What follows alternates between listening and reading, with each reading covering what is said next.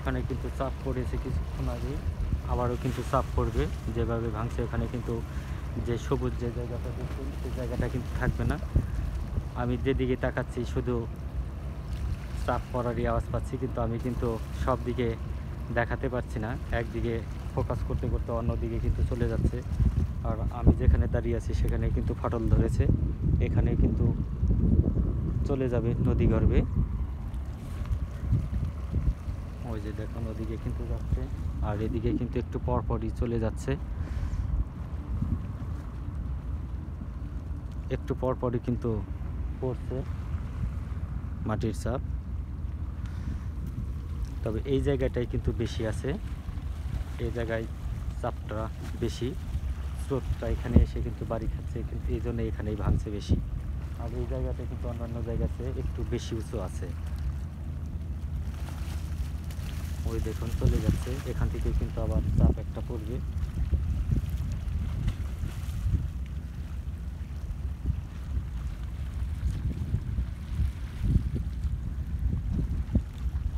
দু একদিন পর পরই কিন্তু এরকম ভাঙছে। আর আমি কিন্তু আপনাদের আগের ভিডিওগুলোতে দেখিয়েছি এরকম নদী কিন্তু ভেঙেই চলছে।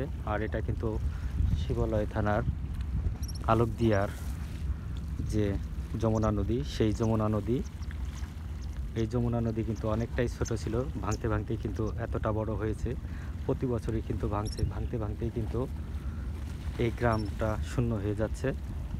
আপনারা অনেকের ভিডিওতে দেখে থাকবেন যে চর বৈষ্ণবী, সেই চর বৈষ্ণবী গ্রাম হচ্ছে এটা। এখান থেকে যে আগে নদীর ঘাট ছিল, সেই নৌকার ঘাটে যেতে কিন্তু 35 থেকে 40 মিনিট সময় লাগতো, কিন্তু এখনই কিন্তু 5 মিনিট লাগে। আর যেভাবে ভাঙছে তাতে কিন্তু বেশি দিন থাকবে না। সামনে যে চৈত্র বৈশাখ মাস আসবে তখন কিন্তু পানি আরও বাড়বে, তখন কিন্তু ভাঙন আরও বেশি হবে। এই যে দেখুন পড়ে গেল। এখন শীতের মৌসুম চলছে, তাতেই কিন্তু এইভাবে ভাঙছে। আর যখন বর্ষা মৌসুম আসবে, বৃষ্টি আসবে, তখন কিন্তু আরও ভাঙবে, তখন কিন্তু এই জায়গাটা আরও ভাঙবে, তখন কিন্তু এই গ্রামটা উজাড় হয়ে যাওয়ার সম্ভাবনাটাই বেশি। শুধু পরেই চলেছে, দেখতে পাচ্ছেন সামনের দিকে যদি তাকাই তাহলে কিন্তু ওই যে দূরে দেখতে পাচ্ছেন শুধু পরেই চলেছে। মাঝখানটাতে কিন্তু একটু কম আছে, কিন্তু এদিকে কিন্তু স্রোত এসে দেখেন আপনারা বাড়ি খাচ্ছে, চাপটা এখানে পড়ছে, এই জন্য কিন্তু এগুলো ভাঙবে, এখানে থাকবেই না। আমি আপনাদের দেখাবো যে কিভাবে এটা ভাঙছে।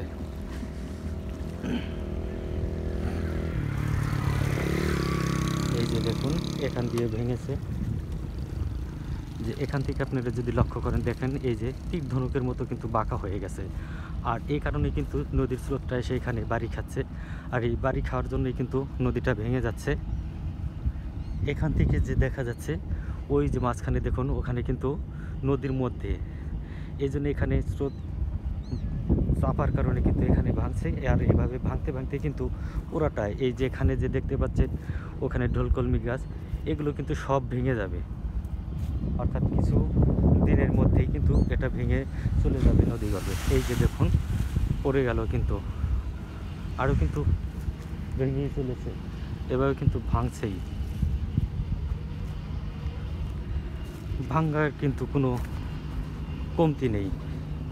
আর এখান দিয়ে কিন্তু বেশ উঁচু জায়গা, এই জন্য কিন্তু ভাঙছে।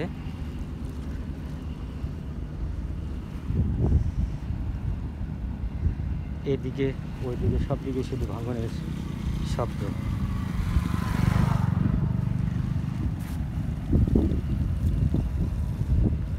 দেখছেন শুধু ভাঙন, নতুন মাটি, কিন্তু এখানে কিন্তু সব নতুন মাটি। আর এই যে দেখুন মাটি কিন্তু শুধু গুলিয়ে যাচ্ছে, বালি মাটি। আর স্রোতের টানে কিন্তু বালি মাটি নিমেষেই চলে যাচ্ছে নদীর মধ্যে, আপনারা দেখতেই পাচ্ছেন, শুধু আওয়াজ হচ্ছে। আবার এই যে এখানে কিন্তু ফাটল, এখান দিয়েই কিন্তু মানুষ যাওয়া আসা করতো, রাস্তা ছিল। এই যে এখান দিয়ে কিন্তু এই যে দেখুন এটা এই যে চলে যাওয়া এভাবেই কিন্তু ভেঙে চলছে। মুহূর্তের মধ্যে ভয়ই করে, কিন্তু আমরা যদি পড়ে যাই এর মধ্যে তাহলে কিন্তু একবারে নিশ্চিত মৃত্যু। যদি মাটির তলে পড়ি তাহলে কিন্তু আর উঠতেই পারবো না। এই যে দেখুন, এটা কিন্তু যে কোনো মুহূর্তেই চলে যাবে, ফাটল ধরেছে।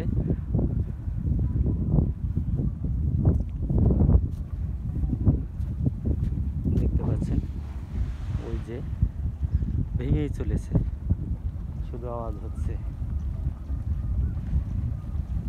এই দেখুন, এগুলো কিন্তু নতুন ভাঙছে। আর যে ফাঁকা জায়গাটা দেখতেও কিন্তু ভয় করে, কেমন অবস্থা। যাই হোক ভিউয়ার্স, নতুন ভিডিও এটি দেখতে পাচ্ছেন। ওই যে আমি কিন্তু এক ভিডিও বারবার দেখাচ্ছি না, এগুলা কিন্তু আপনারা মনে করতে পারেন আসলে কিন্তু এগুলা নদী কিভাবে ভাঙে, যারা নদীর পাড়ে ছিলেন, যারা দেখেছেন তারাই শুধু বলতে পারবেন।